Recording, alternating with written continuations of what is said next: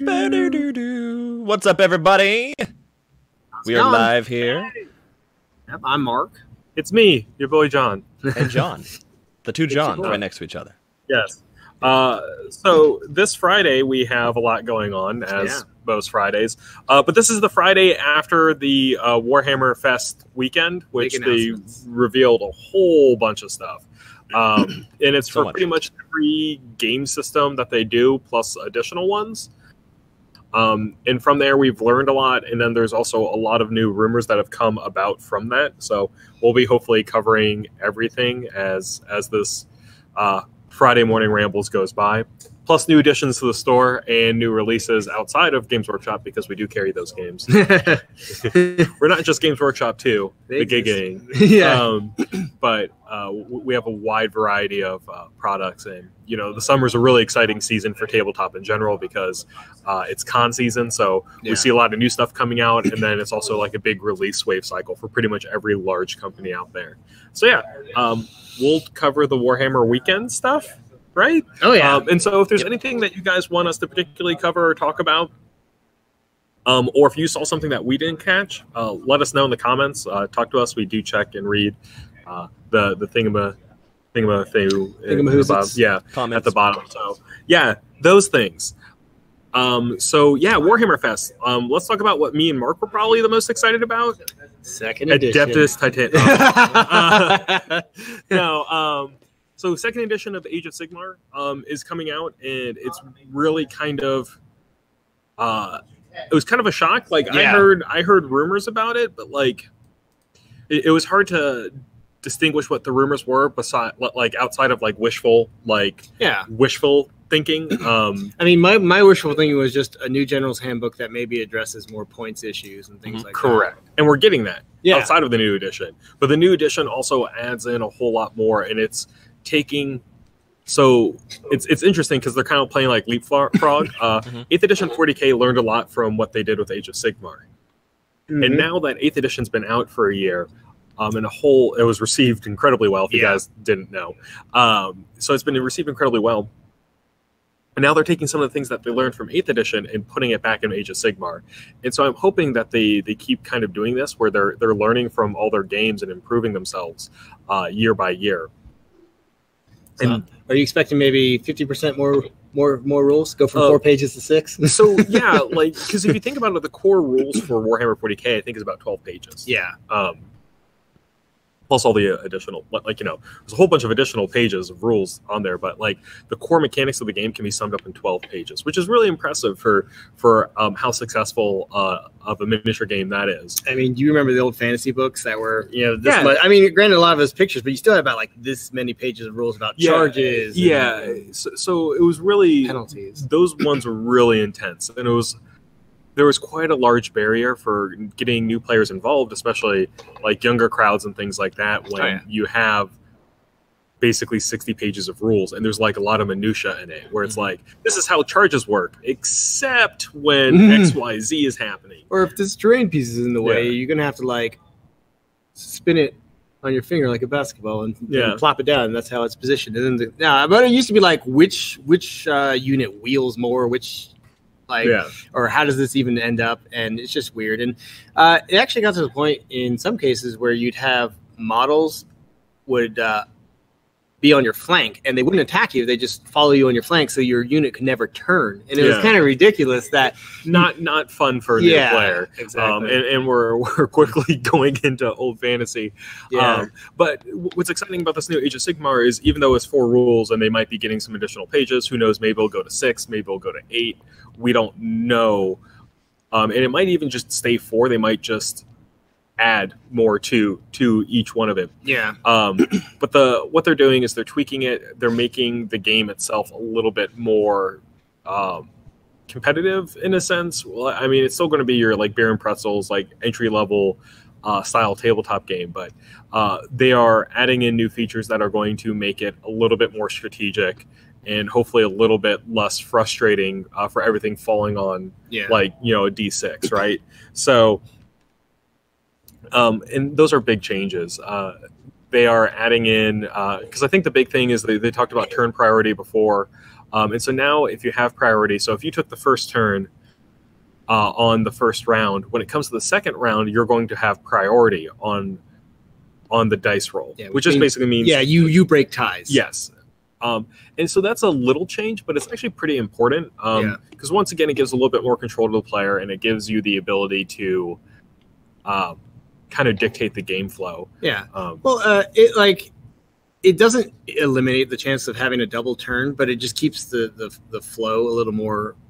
I don't want to say predictable because it's not really what you want a tabletop game to be, but it kind of prevents that, like, I really need the initiative because this is the game, and like I've gone first every other time, so it's been back and forth. But a double turn would destroy me, and that's what a double turn will do a lot of times, is destroy someone's ability to just fight back. And also, it's important to know that, like, it gets really kind of like frustrating, or like when you have to do roll-offs and you guys keep tying. This happens to me a lot. Yeah. Like, especially like for determining like who's going first or whatever. It's like, okay, we both rolled 3s. Okay, then we both rolled 4s. Then we both rolled whatever. So like when you have that tie-break system in there, it also keeps the game going. So you're not having to like kind of clench everything, roll, and then see that your rolls matched and then have to do it again. Like, it's now, okay, cool, we tied. I have priority, or my opponent has priority, so I'm going to have to defer to him. Yeah, and it's also nice because you can still be like, I want you to go. Like, you have nothing in position to hurt me, and I want you to go first, so you have to come to me. Or, for example, like, as an Iron Jaw player who had to fight a lot of people with shooting, because shooting was very potent in the original one. Like, I have no shooting. I have a cabbage dragon that screams at you, and that's the gist of my shooting. But what it allows you to do is people that are kiting you, you can, like, all right, I move forward. Obviously, you back up, you shoot me. But then, I went last turn, I move forward, and then I get first this turn. Now I move forward and charge you, and there's nowhere you can go anymore. Right. But it prevents that, like, constant just back and forth. I shoot you, you never touch me, and I win because I'm the only one that can attack you. Yeah. It's what I did in one of the first tournaments I went. I had a shaman on a disc, just constantly backing up, casting spells on me, and eventually I got a double turn and charged in and murdered him. Yeah. But it prevents that, like, cat and mouse thing that where you're unable to have any recourse. Yeah. So with that, let's segue into shooting, because that was another big change they did. You can no longer shoot outside of the combat you're in. So if you do get charged by a particularly quick or stout melee unit, and you're normally a ranged attacker, before in the first edition Age of Sigmar, you could still shoot. Yeah, like Crown Hunters would be picking off heroes while in combat. Correct. And so that was a big change. Now if you're in combat and you are able to shoot, you can only shoot at the people that you're fighting in melee. And for those of you that might be like, well, that's still not fair. Like, some shooting is really powerful. Well, we don't know if there's going to be penalties to shooting in combat or anything like that yet either. So we're still trying to see how far they've changed shooting, but that's still up in the air. Yeah, and most of the time, if you're usually a non-monstrous shooting unit, your melee attacks are negligible anyways. Like, normally they give you, like, a token melee attack, so... But so, with all of this with Age of Sigmar, they basically said they're at least doing a new article each day until the release of the second edition. Yeah, which is next month. Not sure when, but... Yeah, so we're thinking... Personally, like, if they're planning on doing an article each day, I'm thinking it's going to be first week of June, full week of June. Yeah. At least for the new thing.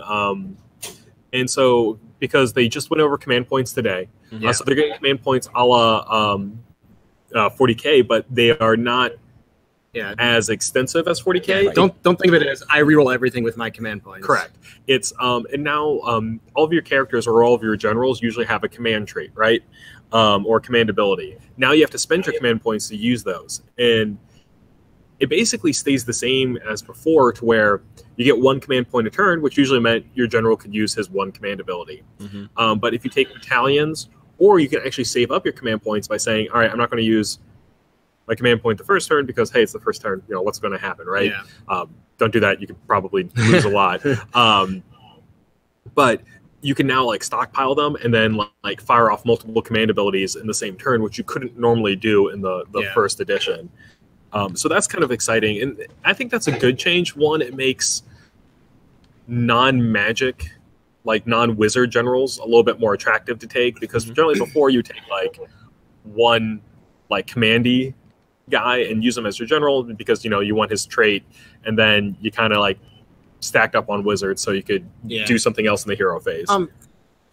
I know I keep going to this, but Iron Jaws, like basically only your war bosses really had command traits. Like your weird knob didn't have anything. And so that might be something that changes. Exactly.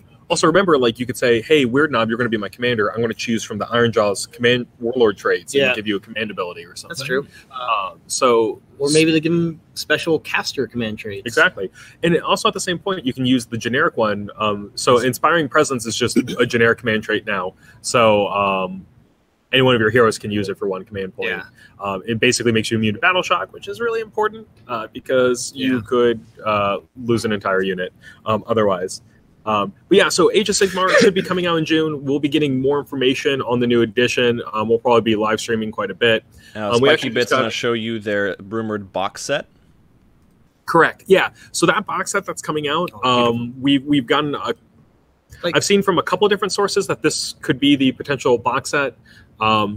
So it seems likely, and also looking at the models, they are fairly monopose, those models right now. So and when monopose, I mean like when you get that kit, it doesn't look like you're going to have to build like multiple different types of weapons or multiple different types of units out of those kits. So it makes sense for a starter set where you just get these like snap fit guys together and then start playing.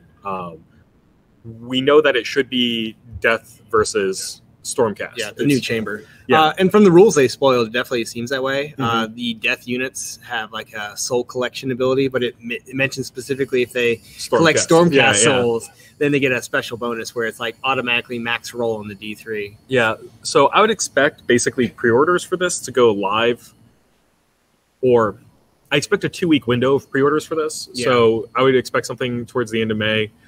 I'm saying, hey, this is coming out. Get your wallets ready. So this seems like a kit. This seems pretty probable. There might be one less unit, or maybe something's a little bit different. But all these characters, like I do expect to see the new siege weapon from Stormcast in there. I do expect to see the guy that they like, both of the heroes that they kind of showed off on the community page to be in there. So yeah. So you think they added that siege weapon so the character from the Malign Portents can finally affect something from Stormcast? So that guy from this is an important note for anyone watching. Supposedly the Malign Portents characters are harbingers of the factions that are coming in the year. So that Varys Starstrike is from this new chamber. Yeah. So I think he was made always with the intention of affecting that particular one. I don't think they retroactively made it. I think they made them together. Yeah. Like it was all planned out. And that makes sense. Like you look at the new models for Death and you see the hero they got from Malign Portents. Yeah. Keldrak, Knight of Shrouds. That's exactly the kind of model that they're releasing now. And there's a new Knight of Shrouds supposedly in the starter set who's mounted on a horse, which doesn't make sense because he's not actually touching the horse. He's floating above it. Well, he tethered himself to it. That's fine. Just like the Caradon Overlord tethered himself to the limbs. And so that means those of you at home who are counting, we should be seeing goblins and then non-denominational chaos coming. That's gonna be awesome. Like big marauder bands. Yeah. When they talked about the Slaves of Darkness in the article the other day, they actually mentioned a lot about just dark empires that owe allegiance to the Chaos Gods, but not like any specific dominant denomination. And then they also mentioned just the nomadic tribes as well were a big part of that. Like it's just because most of the the big armored up Chaos Guides are in the Allgate. Yeah. With Archeon. Yeah, there's still tons of chaos strewn about the mortal realms and the various what is it? The realms? Or? No, I mean the basically the names of the realms, like the various. Yeah. So chaos is everywhere in this world, and they're actually taking a lot of effort to explain how the world works and like what's where and why. Yeah. But they wanted to drive home that like all of the ghosts aren't just in death. Yeah. All of the chaos isn't just in the Allgates or the realms of chaos. Like now they have their homes, right? So Death, obviously, like Nagash chills in the realm of Death. He has his throne there. But guys travel out. Chaos is basically any people who don't value living in a city, and that have in some way or another chosen the Chaos Gods as a more... Chaos Gods are maybe more active in their lives than the other gods, right? So they obviously have their fealty to them. So these guys are everywhere. So like, there's Chaos guys in the realm of life, beasts, fire, all that sort of business. Yeah. Like think of it like a Chaos Emperor, more like Genghis Khan, where they go out, they conquer everything. If anyone says no, they just destroy their town, their city, or whatever. But they still have a way of life, right? They're nomads. But they will destroy for whatever belief system they have. So I would expect to see the Dracoth is what they're calling them, the Dracoth tribes, to be fleshed out a little bit more, hopefully within the year. But we don't have 100% confirmation on that. And same with goblins. We have the Fungoid Cave Shaman. So I'd expect to see some sort of goblin faction coming out. Or maybe not like coming out, but like getting redressed, whether it's the spider grots or I definitely think they're gonna go more with like goblins. If anyone's familiar with trolls from War Machine Hordes, like they tend to take on the aspects of what they're around. I think that's definitely going to be a part of what the goblins have become. They're going to take on properties of the mushrooms, like the shum there, or they're going to take on properties of the spiders. Right, like the guys from Silver Tower. Yeah, exactly. So that's cool. So I expect to see both of those factions. It'd be nice, one, to see like a non-marked Chaos unit come out, because that kind of bolsters the rest of Chaos. So like, if you're a Tzeentch player like me, or if you've been playing Nurgle, like our cycles are over, so we don't necessarily expect to see a lot new models for that in the near future. But if we got something like Dracoth, I was like, oh, cool, I can take some barbarians in my Tzeentch guys, and it'll be fine. And that definitely makes me happy, because I always bring back this. Former Empire player, I would like to see free peoples. Yeah. And the Dracoth or people is the next, I guess, the precursor to other normal humans. Yeah, they're still just plain humans. They might like employ chaos beasts with them. Like I would expect to see some like beast of burden with them, as opposed to like giant Ghibli chaos monsters. I'd expect Conan the faction. Yeah. Like I would love to see, because they've always had that Chaos War Mammoth from Forge World, which was amazing. I would like to see a plastic version of that. But yeah, so that's Age of Sigmar. So they said June for that. Which is really cool. We're going to start moving into the other stuff that they talked about over the weekend. 40K? First with Adeptus. Adeptus Titanicus, thank you. For 40K is coming out. So it's not like, for the actual 40K tabletop, but it's in the setting. Yeah, it's a different scale. Entirely. So it's basically their epic scale, or their... It's a smaller scale, so like the size of a Knight Titan will be about the size of what Dreadnought. Dreadnought. Yeah. So like a regular Dreadnought, and then you'll go up to like the Warlord and the Reaver Titans and all that, and it'll get progressively bigger. This is a really cool game that people have been waiting for a while, and I'm hoping this is a prelude to having more epic stuff. Yeah. So like smaller scale 40K that does there. So the models are absolutely gorgeous. John's kind of showing it off. Yeah. And finally, I don't have to spend $1,600 to get a Titan. Correct. Or the biggest Titan. They did say this was their most ambitious box set that they've done yet, and it's also going to be the most expensive. So be mindful of that. The price point's probably going to be a little bit higher than what you're used to. It's going to be more than Necromunda. You think like $250? I would for a split box. I'm hoping $200 for two factions in a box. Yeah. But I would expect anywhere from $200 to $250. But we have no confirmation on those little knights are ridiculous. Oh yeah, yeah, it is absolutely gorgeous. They did a really good job. Like it, to me, it looks like they just grabbed the model and like shrunk it down. But those of you who have like done miniatures or sculpting know that can't possibly be, because like you got to really kind of adjust the detailing. I mean, it's not Harvey Birdman. Like, shrink on. Yeah, no, it does. So it'll be great to see these models all together. And it's another specialist game coming out from 40K. And we'll kind of do this to segue into Necromunda a little bit, because that's another specialist game that's come out from 40K. And it's not a one-and-done thing, right? Yeah. So, like, Necromunda... more gangs. Yeah, they keep coming out with gangs. Khador is the next one, which is kind of the I mean, they really look Skaven-esque to me. Like, I know it's not the actual like rat skins, but they are your kind of Junker-esque gang. So they're a little bit more cobbled together. They don't look as slick as Vanks are. They're not as industrial as the Orlok.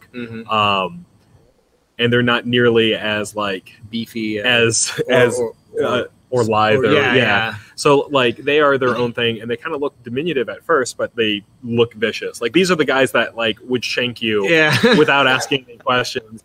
So like kind of like you pass a beggar on the street looking guy, and then you don't throw any money his way, and next thing you know, you're bleeding from the side of your stomach. So yeah, Cawdor is coming out, which is kind of exciting. But we don't. Yeah. Do you think they'll have more like strength of numbers kind of thing? Yeah. I don't. Probably, I would assume so. They are going to be a little bit. Like I'm assuming, since they are more ramshackle together, that their guys are going to be a little bit cheaper, and that they're going to be fielding a lot larger numbers. Yeah, it just seems like life is cheap, but if you join us, you'll get your one meal a day. Right. So it's something to look forward to. The rules for them, I believe, are already out in one of the supplements. So you can kind of take a look at it, and they'll be coming out with like the new models later on, which is exciting. And then from there, the other 40K stuff was that they talked a little bit about Harlequins. Like we've seen a lot of not news rumors, but like actual confirmed. Like we know what the different troops' abilities are. We know what the warlord traits are. We know what the warp gate itself does. Which is pretty awesome.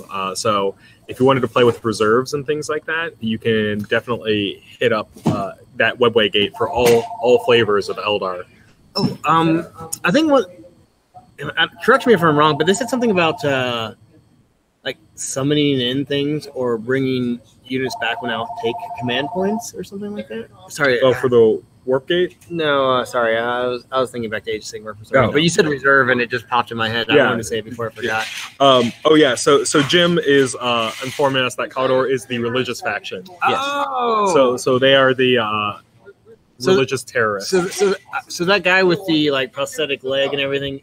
Is he Cawdor still? I believe so. Okay.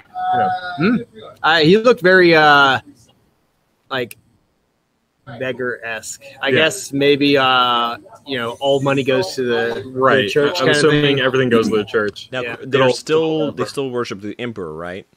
Yeah. Right. I'm assuming it's not the other religion. Which is otherwise they'd be cultists. Yeah, correct. I was gonna say like that would seem like you would get stomped out pretty quickly. If they're openly worshiping and it's not the emperor. Yeah, so these guys are probably going to get you all up on that emperor juice, and go from there. So I would definitely like pay attention to Necromunda. We're actually about to start a Necromunda League here at Gigabytes. It'll start in June. I'm signed up for it. I'm trying to get Mark to sign up to start. Yes. So you still have time to build your gangs, get them all set up. Ricky Kia is our champion for Necromunda. Thanks again, Ricky. Yeah, he's been doing an absolutely great job getting people together and showing them how to play. I'll definitely sign up with Vansar. Yeah. So how do you like building those, Mark? I haven't bought the box yet, but I have some time. But no, it's the energy shields that really brought me into it. I had looked at all the other factions before, but when I saw that, I just... Also turns out we are selling through Necromunda like crazy, and so employees are encouraged to let other people grab their armies and such. But because I think we got in several gangs stock, and we're already sold out of some. Orlok. Yeah. So it's been absolutely great. I love the fact that Necromunda is taking off. That was one of the first experiences I had here. Coming to the store at Giga 2 was the Necromunda League that like met up like every Friday night, keeping track of their gangs and things like that. Yeah, and that was the old rules. Yeah. That was some... I guess the nice thing about any remake Games Workshop does, they definitely focus on simplification. Correct. And ease of access. Yeah. I would say Necromunda was a little harder to access. Yeah, because it was basically learning a role-playing game and a miniatures game together, and it was a lot of rules compounding on top of each other. And I remember one complaint, and obviously like the people that run the league can prevent this, but one of the complaints was that the rat people or whatever we were talking about, the Skaven-esque gang, would basically hire a new guy and then immediately eat the new guy so that they would never have, like, the new guy would feed the entire gang. Yeah. And so it was cheaper to just hire a new guy than it was to buy food. That's funny. Yeah. So it's like, creepy, welcome to the funny. gang. Yeah. So this new Necromunda edition is really exciting for me personally, and the fact that, like, much like Blood Bowl, Games Workshop is actively supporting these games. So, like, we get Blitzmania kits in. We're getting a bunch of Necromunda stuff for organized play and things like that. Shadespire, like all these like non 40K / like Age of Sigmar mainstream is getting like a lot of love from them, and it's being consistent. Games Workshop has gotten to that size to where like they don't have to focus on just 1 or 2 lines of games. They can do these. They can have different teams and specialize and all that sort of stuff. So. How many years ago was it that I guess new leadership hit Games Workshop and they said we're going to look into all these? It was like properties a year to it was 3 years ago, wasn't it? So it was to a year and a half before 8th edition came out. Gotcha. Right. Okay. So it was about 2 to 3 years ago that new leadership took over, and it was basically a godsend. I don't know how much of this was in development before new leadership took over. But whatever the case, the new leadership. When that happened, they made a promise to look into all these things that they had before. I think like Battlefleet Gothic, it was even one thing that. I would love to see battle. Like, I love fleet battle games. Yeah, me too. I just wish there was one that was stuck. One that like stuck around and all that. So hopefully one day we'll see Battlefleet Gothic again. But I'm perfectly content playing Blood Bowl, Necromunda. But those were the promises they made. They said we're gonna. Well, they created a separate division for these things. So Thomas is asking, what do you need to get in Necromunda besides the models? Maybe dice. So Necromunda does have specialized dice, which I definitely recommend picking up. We can get those ordered in. I think they're technically like faction specific. Yes. Are they? Yes, unless you go with the main starter box, and then they have like the generic ones in the starter box. But whatever the ones you get for your gang look really cool. So my Orlok ones are like this cool gunmetal silver. The Bantar ones. Are they in the box, starter box? No, you gotta buy them separately. Okay. Like most of the gang boxes, I think are like $35 to $45. And then like the dice are additional $12 on there. Okay, so, that's not bad. So and then from there, Thomas, the rule book once again is in the starter box, but then there's also additional supplements depending on what gang you're running.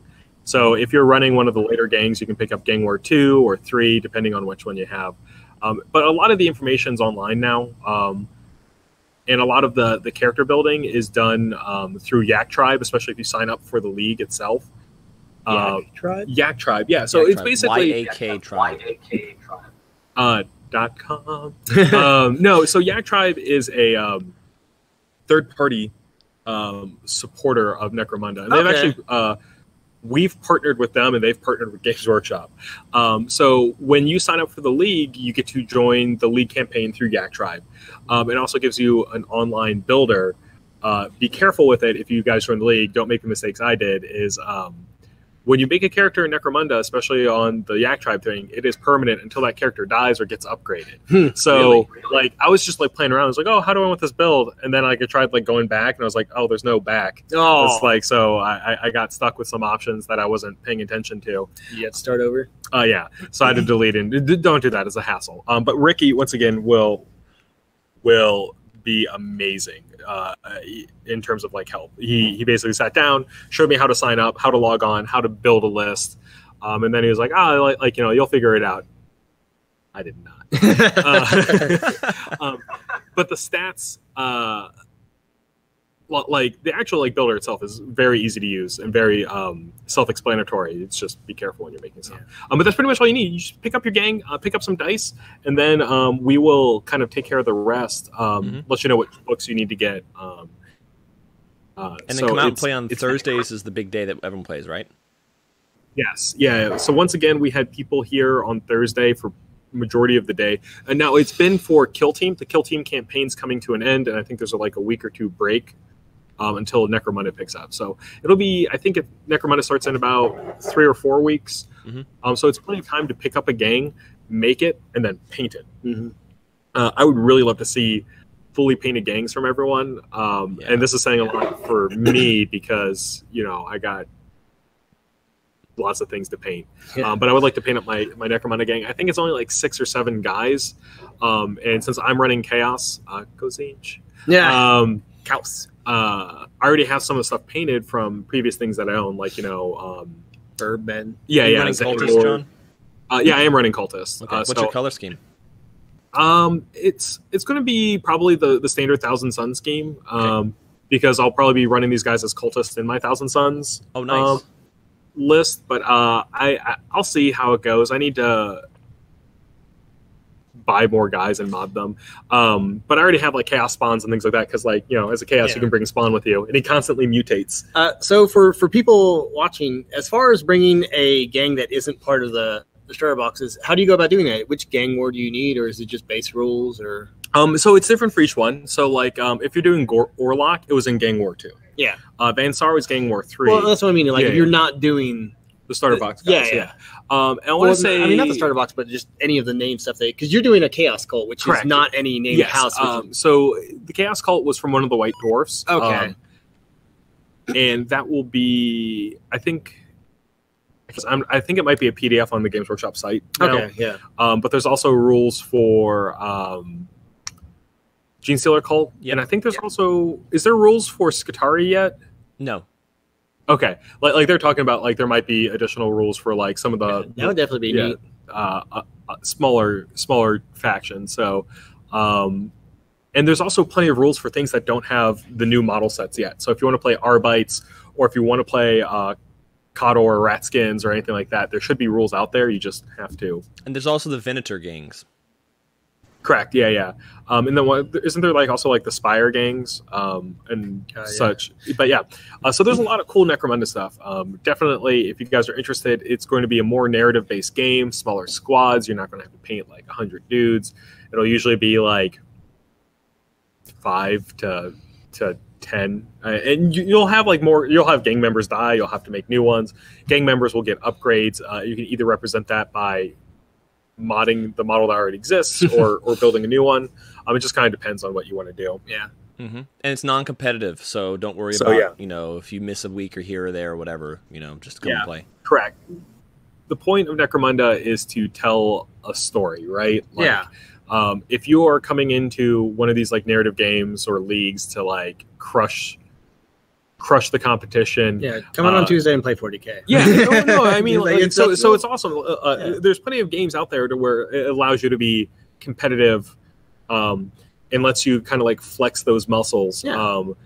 Necromunda and some of these other like league-based stuff is not, the intention isn't for that. Like sometimes it makes for a better experience to stick to the character of your guy, where it's like, you know, oh hey, I'm a Cawdor and I'm playing against like cultists. I'm not going to let them go, like, you know, because I'm a fanatic, and they are worshiping the devil. So like maybe you try to run and gun them out, even though it wouldn't be in your best interest. So, but I mean, like as far as user, like no, we have a highly competitive group that meets on Tuesday. So if you're a highly competitive person, I recommend joining up on Tuesday. And if you enjoy 40K, I mean, Necromunda is the 40K universe, so I assume if you enjoy one, you'll enjoy the other. Oh, Justin, thanks for tuning in from Australia. I know I haven't addressed some of the crowd stuff. People were asking about Space Wolves coming out. It wasn't revealed at the Warhammer Fest, but we have some rumors about Space Wolves. We also with Space Wolves, we've also seen rumors of orcs and potentially Slaneshi things. So they released a schedule basically saying orcs and Space Wolves are going to be in August. So basically June, July area is going to be reserved for the new Age of Sigmar. Plus the new edition of Kill Team. Oh, sweet. One thing that you're saying like goes back and forth between Age of Sigmar and 40K is New Imperial Knights too. Sorry. But you look at what they did with Ironjaws and how people really receive the larger, bigger orcs, and now you look at 40K orcs, and it seems like they're also going to be getting bigger and newer models as well. I would expect to see Prime Orcs, I think they're calling. I'm hoping they change the name from Prime Orcs, just because like weird. Primaris Marines and Primorcs fighting against each other. Yeah, I would prefer if it was porks. or maybe take prime orcs, porgs. They can call them porgs, right, John? Yeah. Yep. Yep. You can't see my face right now, but so we're expecting to see both of those.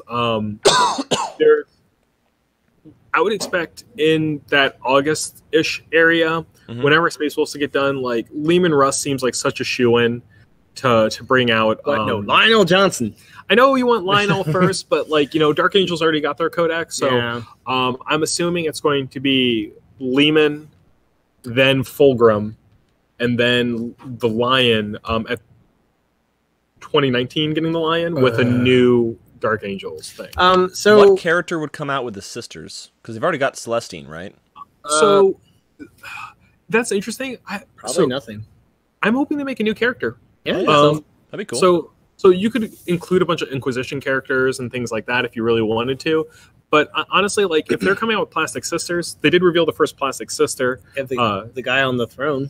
Yeah, well, so like I was trying to get to that where it's, to me, I'd rather see more sisters than like dude on Dreadnought, right? Yeah. I would love to see like new characters come out because once again, they're getting their faction redone with this update, and so it's a great time to, like Belisarius Cull kind of came out of nowhere, but he's apparently been in the Imperium for the last, 10,000 years. Yeah, 10,000 years. Because he's been working on that.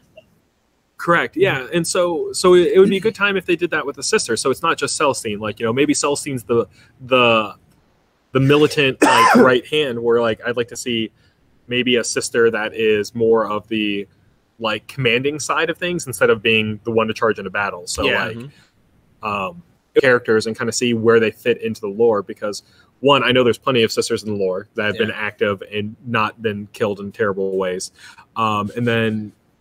Also, John, they're called Sisters of Battle, not Sisters of Command. It's true. They got to get in and fight. Yeah. And so, but yeah, it'll be nice to see. And seeing those first Plastic Sisters, I think way back when they were detailing the new Thousand Sun stuff and they made the joke, oh, hey, look, Plastic Sisters in the garbage bin.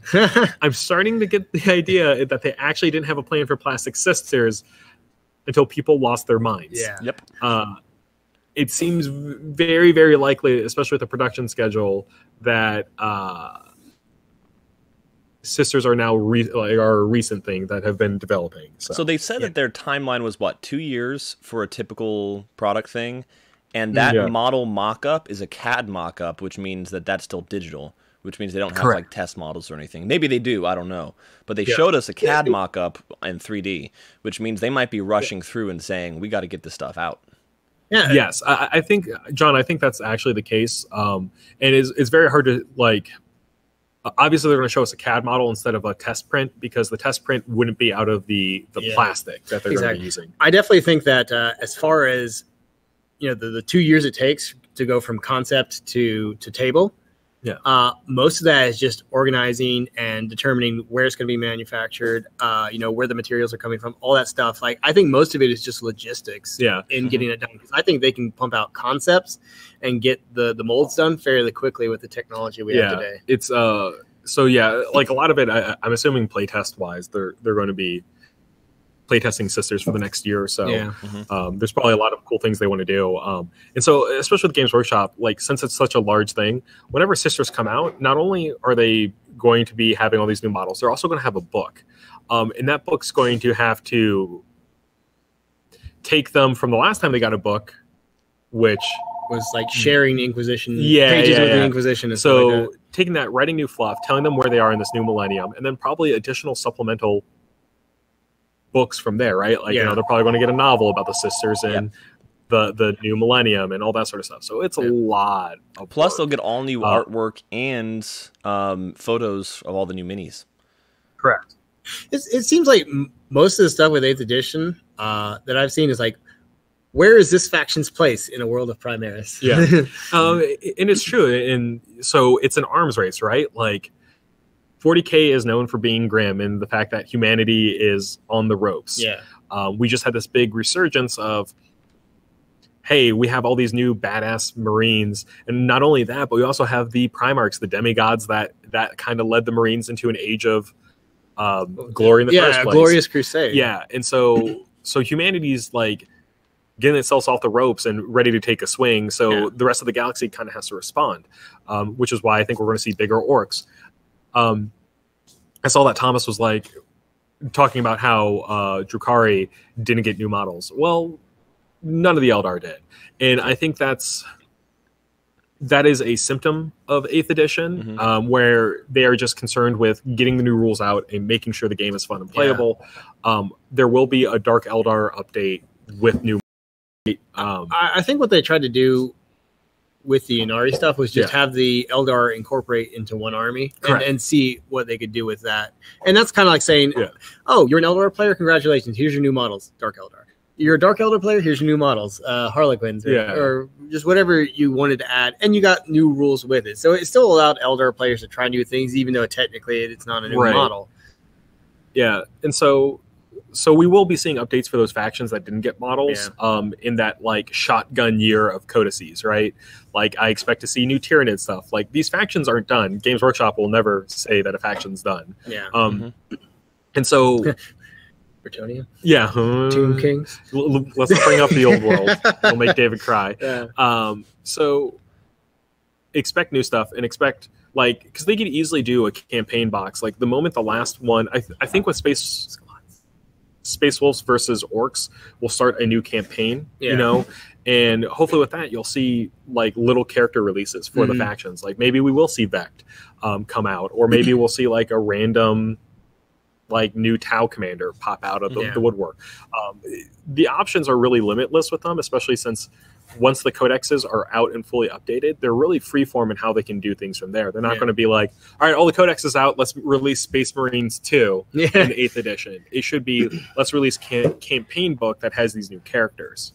And with the new army building app, that should hopefully be actually done sometime in the fall. Like, you know, you don't have to carry like a book bag with you to reference the rules. That'd be great. Yeah, as far as 8th edition goes, though, I believe that it's done a good job of resetting people's position in the universe. So there was this giant chaotic thing. People have to like shelter themselves on their planets, or, you know, what was once just stuck in the Eye of Terror is now spread out throughout the galaxy. So it's no longer just, here's the Imperium that's slowly dwindling and getting its butt kicked left and right. You now have, you know, like John said, the resurgence. But everywhere has its chance to basically go out and claim their space, and you can play it that way. And I think enjoy it a lot instead of just being like, I won this battle, but I probably had to, you know, exterminate 5 planets in the time it took me to win this. Right. It's more so just go out there and, you know, I guess just cut out your part of the galaxy. Yeah.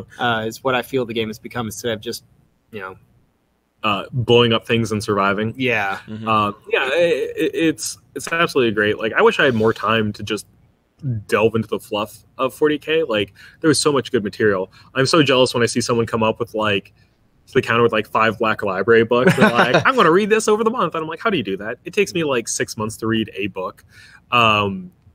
And so like, you know, all these people have this wealth of information on it. Like it's truly a great edition. I really can't hype it up enough. But with that, what else came out at Warhammer Fest? They're doing the Dark Elf team for Blood Bowl. Oh, yeah. I really like these guys because they have the Drake skin cloaks on them. So once again, Blood Bowl is getting more supported from Warhammer Fest. We got more rumors about the Imperial Knight Codex. So there's apparently a character kit coming. So you can make Imperial Knight. Yeah, character That's Imperial cool. Knight. I would love to see if it was the one from Dawn of War. Oh, yeah. Because she was... I really enjoyed that character from that game. So I hope they do that. Yeah. So there's supposedly some character kit, so you can have like an HQ-esque option for your Imperial Knights. There's supposedly a new, when the Armiger box comes out, there's a separate weapon sprue for it, so you can make a more shooty version of the Armiger. And then the Castellan that comes out, the big one, is rumored to be 2 kits. So you can make the Castellan or the Valiant. Valiant? Valiant. Oh, okay, sorry. Or, you know, Valiant from Spaceballs. Because your opponent falls asleep while you shoot them to death. No. No, but with an HQ knight, you can finally run the 5 knights, and one will definitely form the head, right? Yes, yeah. So, Voltron Knight. With that, we are. It's really exciting for Knights players. I know a couple of you guys out there. I've been working on 5 knights for forever now. Mark has knights. Would you run a knight army in 40K? I mean, I love walkers. Yeah. So probably yes. Yeah. All right. Cool. Bam. Windmill slam. Another knight player. So that's coming out, and then also you'll have rules for the houses that come out. So like, House Terran will get rules, and the Free Blades will get rules themselves. So it'll be kind of interesting to see what the Free Blades get as an overall thing, because they're a bunch of individuals. 0-point models because they're Free Blades, right? Oh yeah, no, the weapons are free. Oh yeah, so only the chainsword arms are free. The body costs twice as much. Correct. So yeah, we are expecting that. I'm expecting the Imperial Knight thing to probably go up for pre-order this coming week or so. I expect Imperial Knights to come out before the new Age of Sigmar edition. Yeah. But it can also be new edition of Age of Sigmar Knights. Than like the actual faction waves for Death and Stormcast. It'll be interesting. We don't know about that. We just know that it's going to happen, and it's going to be before Space Wolves and Orcs. One thing I'd like to know is the next starter box for Age of Sigmar, because they've every single starter box has basically been, we opened a chamber. Here's that chamber, the starter box for that chamber, and whatever they fight against. Correct. Whatever they're kind of like designed to fight against ish. Yeah. So I'm wondering, will the next one be another chamber? I think they'll finally venture from it. Sigmar? Yeah. You can't keep opening chambers. Why That's not? what you think. No. So they want Stormcast to be like Space Marines. Yeah. So they want to have these like unique, identifiable chambers that you as a player could be like, I don't like the Draconis chamber because like that's too knightly for me. I want something a little bit more rough and tumble. I'm going to pick the Vanguards because these guys are the ones that have to live in the wilderness.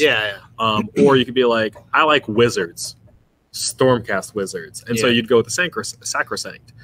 We are now getting to more or less 3 distinct chambers. They could probably bump it up to 4, like Space Marines. Yeah, like, that's Dark Angels, Space Wolves, Blood Angels, and So like if you think about it, like Draconis would probably be closest to Dark Angels. You think Grey Knights are the Sacrosanct now? So I would probably put maybe. Yeah. Like your Vanguards are definitely your like Space Wolf like ones. Well, if you think about it, so magic and souls are basically the warp energy of this, and so they deal a lot with souls, and they go up against all the undead that deal with souls. So I'd say Grey Knights is a good comparison. Yeah, Grey Knights are like, for some reason Blood Angels was my initial one. I don't know why like it went to there, but because for some reason I always think like Blood Angels pretty psychery, but hey, I don't think they have a comparison for Blood Angels just yet. Yeah, do they have non-helmet kits for the Sigmarites? Yes. Well, so they don't sell them in kits, but like all the new ones that are coming out are coming out with unhelmeted options. Yeah. And also the Sacrosanct, which is one of the reasons why I like them so much, is that they have unhelmeted heroes in there, but they also have heroes of different body types. So like, you're going to have like larger dudes or females, all that sort of stuff mixed in there. So it's nice to see that they're definitely pushing that, because unlike Space Marines, there's actually fluff to the contrary of them all looking the same, because they're made up of all different races and genders and all that sort of stuff. So if you were, I guess, not a worshiper of chaos or death, and you died by valiantly fighting off the foes of Sigmar, then Sigmar would steal your soul. Yeah, whisk your soul. Steal. Usurper. Yeah. The Gash would say steal, but he'll whisk your soul to Azir and reforge you into a Stormcast. Right. And I mean, granted, like the character from Malign Portents, you can turn this down. But yeah, so you can get reforged repeatedly. Yeah. And so I also like it in a story-wise sense, because like Nagash is like, hey, Sigmar, you are fighting against the natural flow of things. Like, you know, when you die, the souls are supposed to come to death, which, you know, to me is at least a story reason that's like relatively compelling. We're just like, okay, cool. Like Nagash thinks he's the natural order of things, where Sigmar's like, no, you're like you're kind of hogging all these souls to yourself. Like, he's not altruistic at all. Yeah, no, he's not. But once again, it is a compelling reason for like seeing someone's ideology, right? So like, Nagash is like, no, this is the natural order. Souls come to me. I am the god of death. Yeah, like this is how it's supposed to be. And Sigmar's like, nah, dude. Like you're being selfish. Like there's good to be done. I need these guys. Yeah. Well, and it's no walk in the park too. If you die and your soul goes back to Sigmar and you have to be reforged again, a lot of times like this is a very painful process. Yeah. And sometimes even the souls like can't handle it. And so they'll have to like, it'll break free from the chamber and start trying to wreck up the place, and they'll have to force it back into the chamber. And at that point, the smiths that reforge your souls will actually destroy the part of your soul that rebelled. And so you'll be just, you basically lose part of your soul every time you're is that why? Interesting. Yeah. You like, if you're improperly reforged or just part of your soul rebels, they'll have to basically kill off that part of your soul and reforge you again. Yeah. And so it is, like there is like repercussions for Stormcast dying. It's not like you're playing a video game, you get infinite respawns. Like you do, but you lose yourself. Right. Like, so there's only a certain amount of times before you are not you anymore. Yeah. Which is to me a cool concept, especially for these like immortal-esque characters, to where like there's a real danger to them. Personally, I think like, you know, like you being not you is the same as dying, right? Like, you know, there's no you coming back from your soul being hammered a million times. Like, think of it as just soulless. Like there is a soul there, but that soul has no humanity left. It's just, I follow Sigmar's orders. Beep boop. It's a Necron essentially at that point. Interesting. You become just it's an automaton. Yeah, you're just a pre-programmed husk that fights for Sigmar. Reminds me of the Dwemer from Morrowind. Yeah.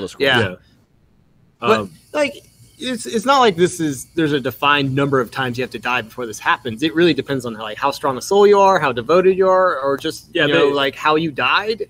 If you guys are interested in all this, it's in Malign Portents. They've been writing stories each week. It is they do go, there's like one story that just goes over the reforging of someone. Yeah. So if you have interest in this subject, read it. And then let us know what you think about it. I'd love to actually get other thoughts on it. Yeah. I personally think it's cool. And it gives the Stormcast a lot of character. Like, I initially didn't like the Stormcast at all because I was just like, these guys are kind of like... never dying golden boys. Correct, kind of boring. But the more they've been fleshed out, the more I've enjoyed it. So read it. Let us know what you think. We got a shotgun through the new releases and such because it's already 11:50. Oh, geez, it is, So let's go over Games Workshop first. Woo!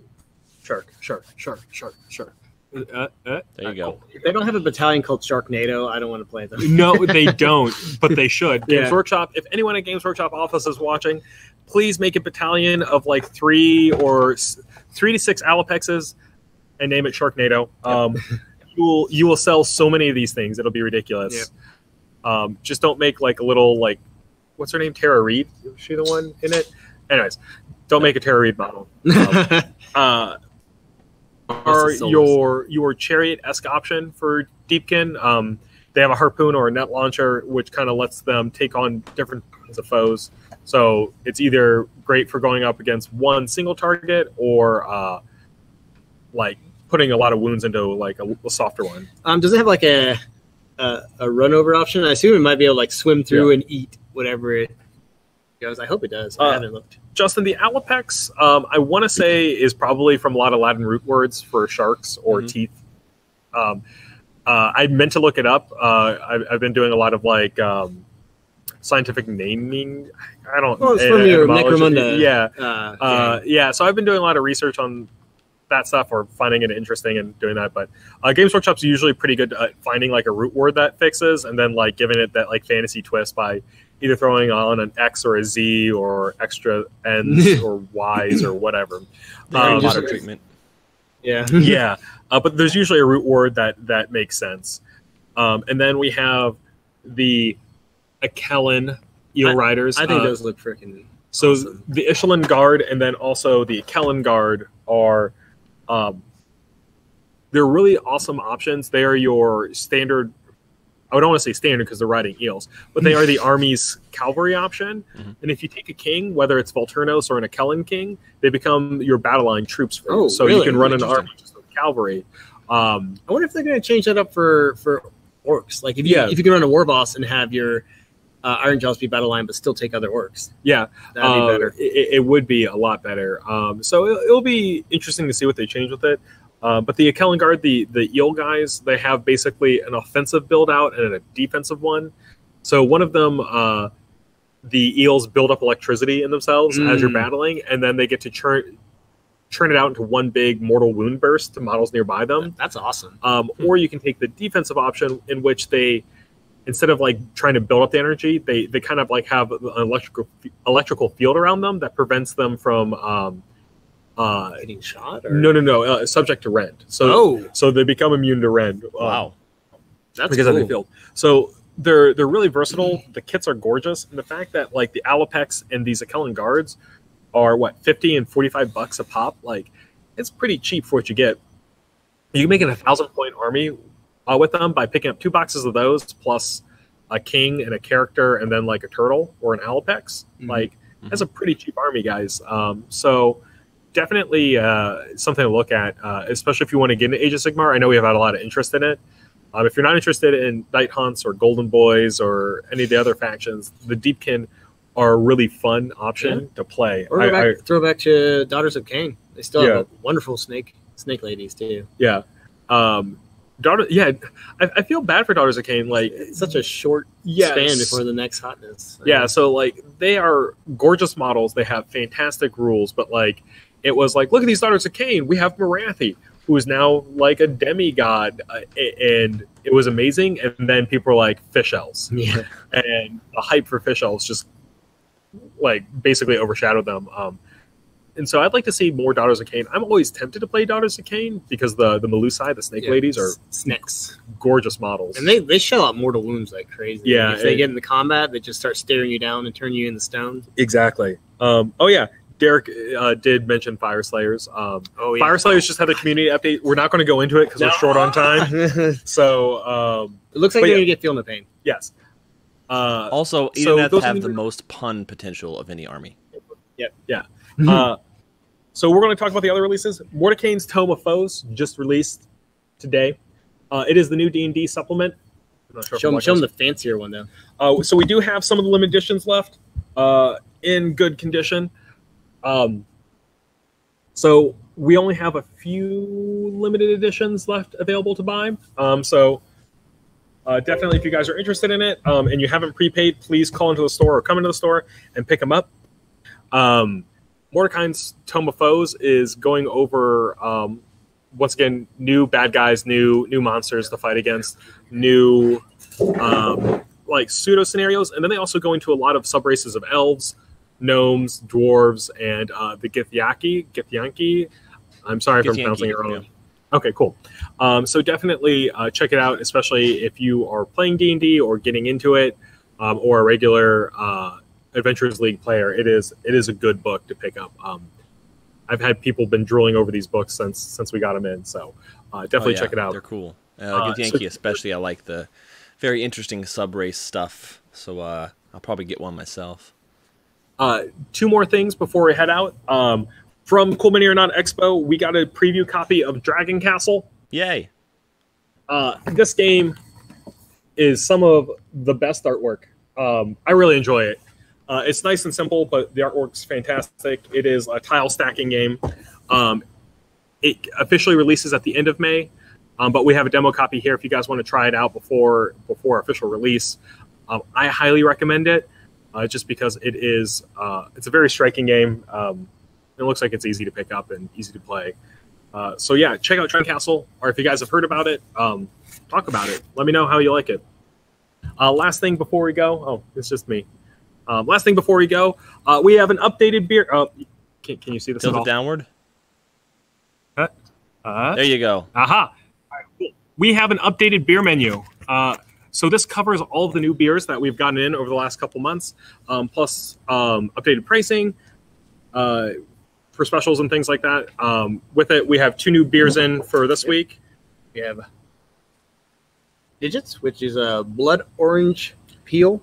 Ooh, yeah. Is it an IPA? Yep. Yeah, it's an IPA. So just come to the counter and say, let me get them digits. Yep. And then finally, the last new beer for this week is the Dogfish Head.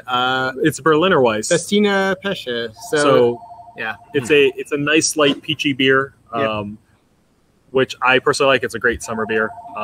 So yeah, if you guys come in and join us for gaming, please check out our beer selection. We have it here for y'all. Like, we don't drink while we're working. Yeah, it's like while we're working. But definitely check out all the beer options we have. It is an absolute mind-boggling amount of variety for you guys. So yeah, great. I think that's it. Yeah.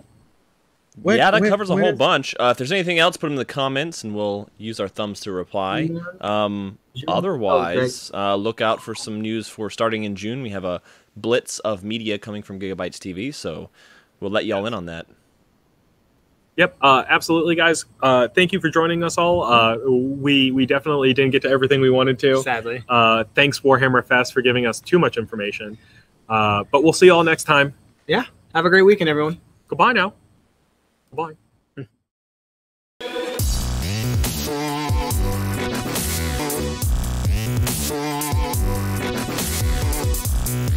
Yeah.